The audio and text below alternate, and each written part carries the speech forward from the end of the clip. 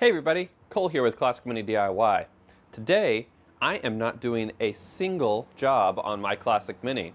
Today is Tacoma Garage Day. That's right, I got a Tacoma.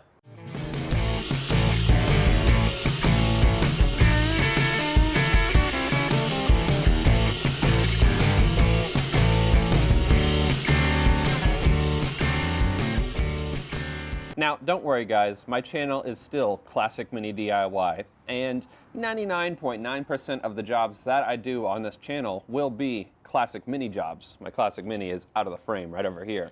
But since I did get a Tacoma, and Tacomas are really fun to modify, I am going to start doing occasional videos on modifying your Gen 3 Toyota Tacoma. Now, obviously, it's a brand new car, and I'm not going to do like a bunch of crazy engine modifications. The things on this channel are going to be much smaller and really far and few between. But the Tacoma I bought is a 4x4 TRD Sport. And what that means is that all the body panels are painted the same color, and they don't have any of the plastic trim pieces like the TRD Off-Road. But one thing that it does have that I don't personally like too much is this chin strap all the way across the bottom of the front bumper. So today all I'm going to do is show you guys how to take this bottom chin strap off of your Tacoma so that it looks a little bit more aggressive and just a little bit sharper from the front.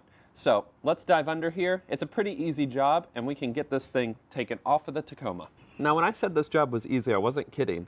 It's literally just held on by 10mm bolts right on the front underside of the bumper here. So all we really have to do is take these bolts off and then it's off. It's done. You'll see that this tow hook stays on the car, it's independent of the front bumper, and that's pretty much it. So let's spin these bolts off and then we can take a look at the front of the car and see how cool it looks afterwards.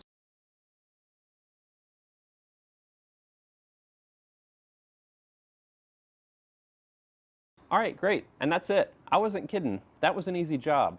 It's literally just a bunch of 10mm bolts all needing to come out, and then the lip just falls right down. And with that one little modification, the whole front end of the car looks higher. It looks like you gave your truck a lift without actually lifting it, which is pretty cool. So that's it for Classic Mini / Tacoma DIY, but expect more of these videos in the future. I'm sure that the future videos will be much longer than this one. Obviously, this was a super easy job. But for those of you who are long-term subscribers of my channel, don't worry. Lots and lots of mini stuff is on the horizon, and that's always going to be the primary focus of this channel. So thanks for tuning in, and I'll catch you on the next episode of Classic Mini DIY.